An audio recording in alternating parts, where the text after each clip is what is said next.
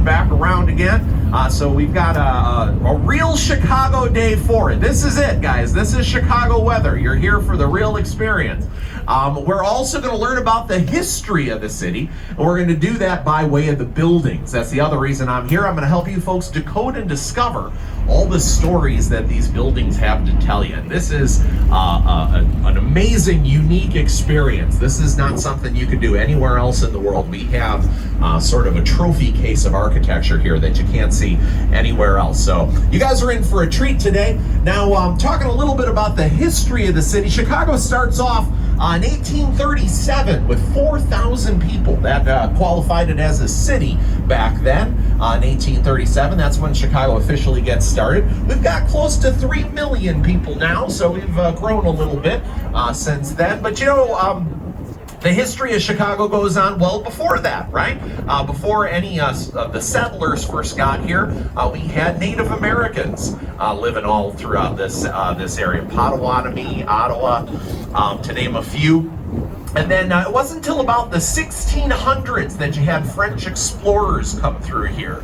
You had Joliet and Marquette trying to find a passageway to the Mississippi River. And so there was those Native Americans that showed them the way. Again, it took about 100 years after that until we had the first fur traders come through here. If you take a look over here to your left, that's DuSable Harbor. Right behind me, that's recently renamed DuSable Lakeshore Drive. That's all named after Jean-Baptiste Point DuSable. He was the first non-native resident, first guy to move here back in the 1790s. He was a free black man born in Haiti, African-American mother, French father, spoke French, paddled up the Mississippi River, up the Chicago River, and built a log cabin at the mouth of the Chicago River. That was it back in the 1790s. That's all that was around here. About 10 years later, the U.S. Thought, you know, DuSable had a pretty good idea. Right across the river, they built Fort Dearborn. They planted the American flag, and it's been flying here pretty much ever since, right? So that's how you know, the very beginnings of Chicago looked back in the right around 1800 exactly. Just basically a fort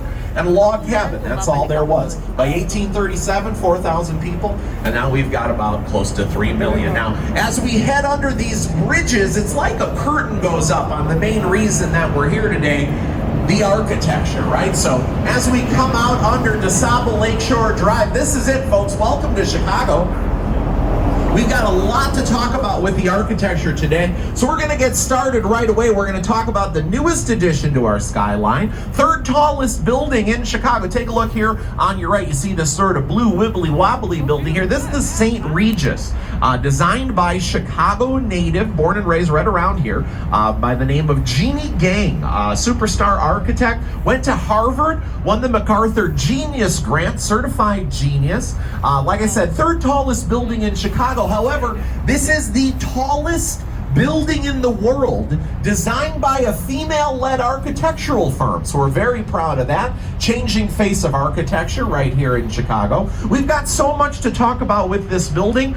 We don't have time to talk about it all right now. So this is a cliffhanger, folks. We're gonna come back, we're gonna talk about Jeannie Gang again and the St. Regis once we turn around and come back around on the river. So what we're gonna do right now, you know, to really understand these buildings, it's important that you really look at what it is in front of you. We're going to get started practicing on that right now. We're going to start with this big building straight ahead of us, right? Take a look at that building straight ahead of us. First thing probably you notice has got a name tag on it, so you can figure out the name. That's Trump International Hotel and Tower. But what else can you figure out from that building just from looking at it? Take a look. You see it's fairly tall, right?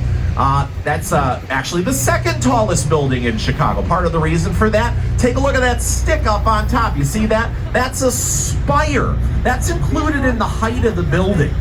So we're going to talk a little bit more about spires later, but keep that in mind, right? So it's got a spire on top. What else do you see? It's got it's got very reflective glass on the surface. The sides of it are all sort of curved around the edges, right?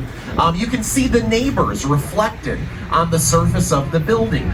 It's also got these little patios. See those patios up the side of the building, right? Another name for those patios are setbacks. We're gonna be learning some different terms of architecture as we go along on our cruise today. So setbacks is a word you're going to hear me say over and over again. And those setbacks are at the heights of some of the other buildings around it. See, this building, you probably guess, is more recently built, 2009. And so all the other buildings around it were kind of already there when it was put in place. And so it's trying to look good in context. For example, take a look at that first patio where the sign, the Trump sign is at the same height of the roof of that sort of wedding cake of a building next to it, right? That's not by accident, that's by design, so that they look good together. The name of this style of architecture is called contextualism. That's a style of architecture we're going to talk about over and over again on our tour today, contextualism. Another superstar architect responsible for Trump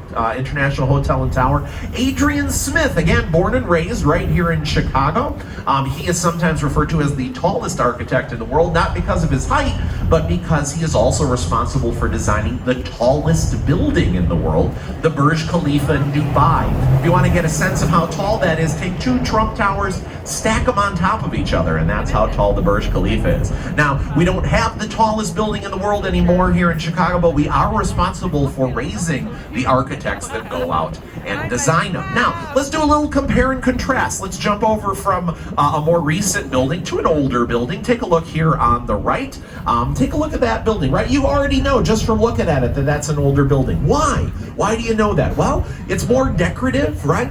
It's got a clock tower on it. It's shorter. Also, it has to do with the materials. The surface of that building covered with terracotta tile, very different than the reflective glass that we saw on the other building. So you'd be right to guess that that building is older. It's 100 years old, built 1921. That's it's the Wrigley Building. So you heard that name probably before, Wrigley Field, Wrigley Chewing Gum. That's all bubblegum money that you're looking at right there. Now, another thing I want you to do on this tour today is I want you to imagine what Chicago must have been like when all of these buildings were built. When this Wrigley Building was built, it was the tallest building in Chicago. It was the first office building built this side of the river, right? So imagine Chicago where this is the cutting edge architecture. This building trying to look like a Spanish cathedral.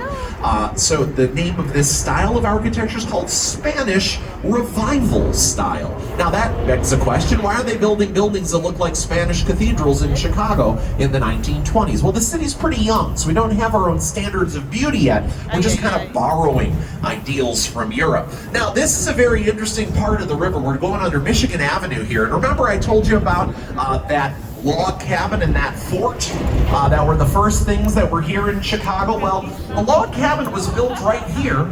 The fort was built right there. And I told you it was built at the mouth of the Chicago River. That's because everything we've passed so far is all landfill. Back in the 1800s, turn of the century, Lake Michigan came all the way up to Michigan Avenue. We've built up all that land that we've passed so far in between now and then. Now, as we come around the corner here, another revival style building.